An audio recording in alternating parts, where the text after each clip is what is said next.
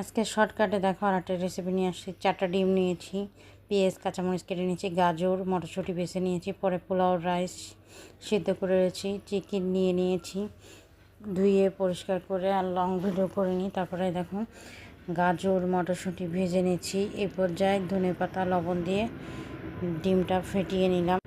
এই পর্যায়ে দেখো আমি সেই 4টা ডিম এই পাশেই দিয়ে দিলাম। আসলে ভেজে উঠায় রাখার কোনো ব্যাপার নেই, এই পাশেই আমি সব সাইড করে রেখে ডিমটাও ভেজে নিয়েছি। এখন পেঁয়াজ দিয়ে দিয়েছিলাম, পেঁয়াজ একটু আগে দিয়ে দিতেছিলাম তো কোনো ব্যাপার নেই, পেঁয়াজ তো নরম।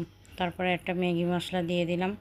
এই পর্যায়ে আমি মিক্স করে নেব। তারপরে সেই রাইসটা সিদ্ধ করে রেখেছিলাম, তো রাইসটা দিয়ে এখন দেখো আমি সুন্দর করে এখন এই পর্যায়ে আমি একটু লবণ দিয়ে দিলাম, ম্যাগি মশলা 1 প্যাকেট দিয়ে দিলাম, দিয়ে সুন্দর করে মিক্স করে নিলাম। দেখো আমার রাইসটা পারফেক্ট হয়ে গেছে।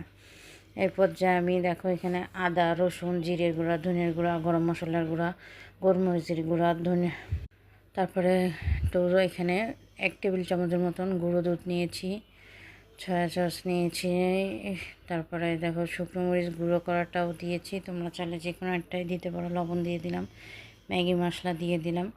এই পর্যায়ে দেখো আমি এখানে বেসন নিয়েছি, তোমরা ভুলেও বেসন দিবা না, সরি আমার ভুল হয়ে গেছিলো। বড় একটা মিস্টেক করেছি, আমার ঘরে বেসন ছিল তো বেসন দিয়েছি, বাইরের থেকে তোমরা আটা হোক ময়দা হোক সেটা দিবা, তাহলে চিকেনটা আরও একটু মচমচ হবে, সুন্দর হবে। তারপরে দেখো আমি তেল নিয়ে নিয়েছি, তোমাদের চাইলে থেকে তেল কমেও নিতে পারো বাড়িয়েও দিতে পারো।